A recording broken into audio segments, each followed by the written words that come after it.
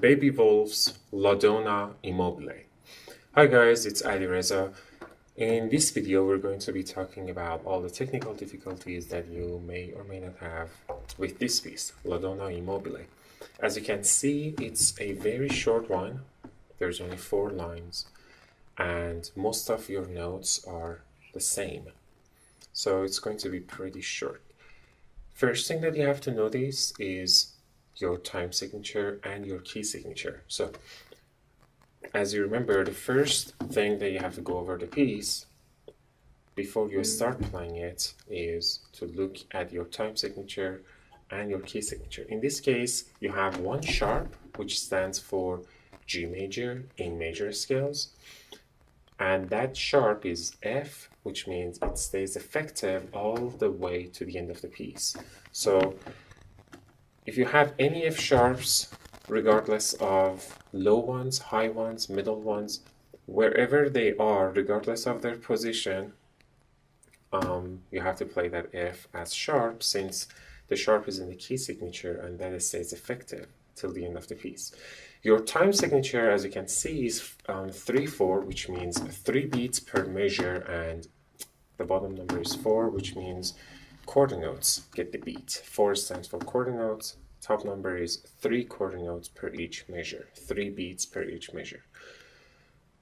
The dots that are below and above the notes, as you can see, these dots, I circled them for you, they are called staccato. These ones are different than the ones that you would see on the right side of the notes, like this one here, like these ones. These are these dots add half the value of the note that they belong to back to the note. So if it's on a half note, they add half the value of a half note, which is a quarter, back to the half note. So half note plus half of it, which is half note plus a quarter note. But the dots that are under and above, those are staccatos, which changes the way that you play the notes. Regularly, like as you can see, the last quarter note of the piece doesn't have any dots, which is open G. You regularly would just play that for one full beat, 1, 2, 3, right? But the G before it, since that one is staccato, you play it. Theoretically, you play half of the value of the note. Staccato would mean, it depends on many different styles, many different composers, and it depends on what piece you play. But generally speaking, that means that you play half the value and you rest for the second half. So if your values are quarter notes and these are regular quarter notes, 1, 2, 3, 1, 2, then you do 1, 2, 3, 1, 2, 3. But again, it depends on many different things. In this case, you just play it regularly. So from the top, it would be, as you can see, it's very easy, simple. This one here, this F, as I already mentioned, that F sharp would be extended fourth on C string. So as you can see, regular fourth would be on blue, right here. That would be F natural on C string. Extended fourth would be the white. See? Now, if you cannot keep your first finger on yellow and extend, if your fingers are not long enough, it's okay, just feel free to shift up to the next tape.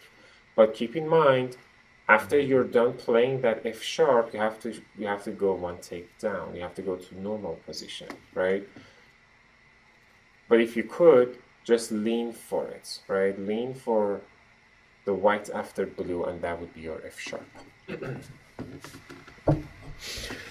From the top, you play everything on a staccato,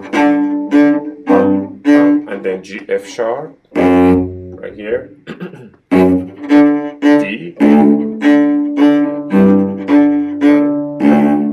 right? It keeps going, it repeats itself over and over again. Excuse me.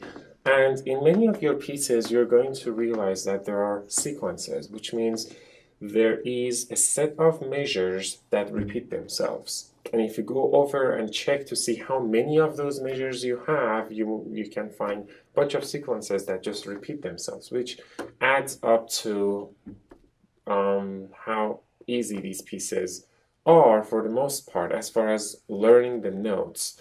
So you'll repeat a bunch of notes there, and then for C sharp, same idea as this note, same fingerings and same tape, only on a different string. This is on C string, this is on G. So normal C would be blue, extended for C sharp would be white. But it's a dotted half note, so 1, 2, 3, 1, then D sharp would be low 1. Since open D is D natural, D sharp is the first tape on your fingerboard, which is white. That would be D sharp, and then you raise your hand all the way to. Now you could either do low first, but I would suggest just relax your hand since your fingers are not long enough. Just relax your wrist, relax your hand, and just slightly go back for D sharp on the tape. Then on the yellow for E natural. Then of course F sharp would be your third, not second. Second is F natural. F sharp is third, then fourth for G natural. And as you can see in the music, I've circled the two. There are crescendos happening both times. So you do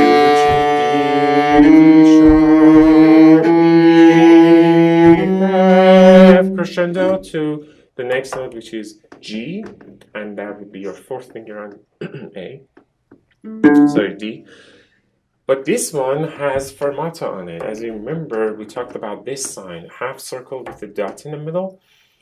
That would mean that you hold the value for approximately twice as much, but again, it's one of those things that it depends.